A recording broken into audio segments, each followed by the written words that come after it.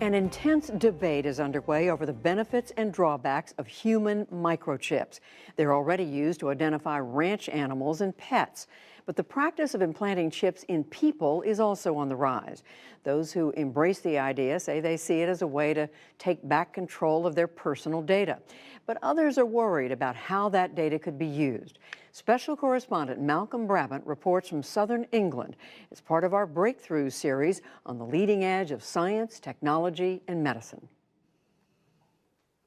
I don't want to live a normal life. I want to live an exceptional life, and I want to try things and do things that perhaps others in my situation have never done. Meet Alex Lewis, interior designer, businessman, adventurer and motivational speaker. We were just an ordinary family. Me, Lucy and our son Sam. Then, just over 2 years ago, I caught a common cold. It was to change the course of my life overnight. I'm in this condition thanks to an incredibly rare case of strep A, and it led to toxic shock syndrome, septicemia, and subsequently sepsis. I lost all 4 limbs within about 6 or 7 months. Alex is a pathfinder for those with serious medical conditions. In the remains of each arm, a microchip has been implanted. One is to hold medical information, the other for a chore the able-bodied take for granted. For me, as a prosthetic user, one of the most fiddly things is keys. Keys are a nightmare for us. And the microchip, when looking into it, we realised quite quickly that it could save a lot of time. So for me, it was going to be beneficial for that. I could lose 15 minutes trying to get in my front door. I could lose 10 minutes trying to get out of my back door. And now all that's been saved. These microchips use a system called near-field communication. It's exactly the same sort of technology used in contactless debit and credit cards. Like the bank cards, the chip's information can be scanned, but it cannot transmit. Once banking security has been configured, developers believe consumers will soon be free to spend with the implant. A British railway ticket, but it's much different in Sweden, a country supposedly leading the microchip revolution. On Sweden's high-speed rail lines for the past 18 months, implanted passengers have put their travel payment on the chip. I think it's really good with a chip ticket. I love all companies that use the chip technology. But the rail company is stopping the experiment. The number of implanted passengers is relatively small, and it wants to pursue other forms of ticketing. This is not a setback, insists Sweden's microchip pioneer Johan Österlund, a former body piercer seen here giving a TED talk. We can do easier travel. We can do faster and safer payment. We can do something as mundane as opening a door. I mean, the opportunities are endless. Unfortunately, these innovators often don't think about the political ramifications. Gus Hussain is the executive director of Privacy International, a non-profit that challenges overreaching state and corporate surveillance. In today's world particularly, we have to imagine how governments and how ambitious politicians and even ambitious corporate executives will try to imagine putting this type of technology into you so that they can exploit your data and ultimately exploit you. I'm going to ask you to keep your hand just nice and relaxed like it is. IT student Kieran Anderson is being chipped by Dr. Jeff Watson, a consultant anaesthetist who's driving research into the medical benefits. The microchip's actually inside here, and there's a sort of introducer piece of plastic that will push it out once it's in. Okay, so this is the implant coming now. You'll feel a bit of pressure and a bit of a clunk. So you're now a cyborg. Welcome. Not too painful? No, that's fine. Kieran has a near-field communication microchip in his hand, and that can be used to store data, store information, his name, address, contact details, anything he chooses to put on there, blood type, allergies, basic medical information. The idea of everything being able to commute together excites me quite a lot. So, automatic payments and that sort of thing without you having to actually do anything. The idea of this chip is that it's not transmitting anything. It has to be actively read. You choose who can read it and when they can read it.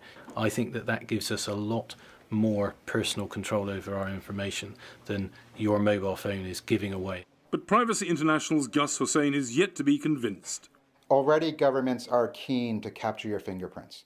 They are keen to capture your iris scans, and they want to be able to do this at a distance so they can identify you as you walk through areas. They're doing facial recognition. These are all fallible technologies. They're hard to do well, but the idea that they could actually just embed you, it is the modern form of tattooing barcodes on people, and we've seen governments do that in the past. This is just the next generation. Stephen Northern, the co-owner of the British implant company, believes those fears are exaggerated. So I've been compared to Hitler before for microchipping people. It's been commented, but I mean, I can't really see the connection personally. I can understand people have very strong views. There's big ethical arguments around microchipping people, but currently it's by choice. No one is enforcing you have to be microchipped. If that happens, completely different ball game and lots more arguments to be had around it. Eddie Curry favours using chips to replace keys at his weekly newspaper on England's southern coast.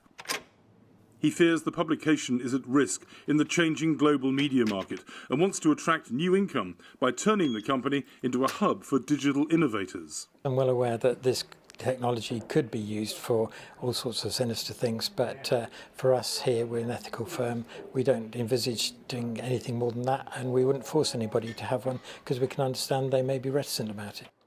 But the majority of staff have rejected the offer to be chipped. The benefits, you know, of just being able to open a door wouldn't really be sufficient for me to have something implanted in my body. I haven't got any concerns because obviously this is quite a small company, and I don't think it will be abused here. I suppose somebody has got to be the trailblazer so that other people can see how it works. I don't want that to be me.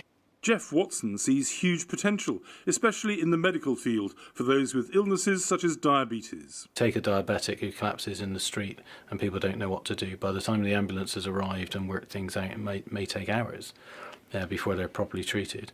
Whereas a simple instruction read from the phone, my name is Joe Bloggs, please contact this number for my next of kin, I'm diabetic, please give me some sugar and it should make me feel better. Those kind of things could make life-changing advances for individuals.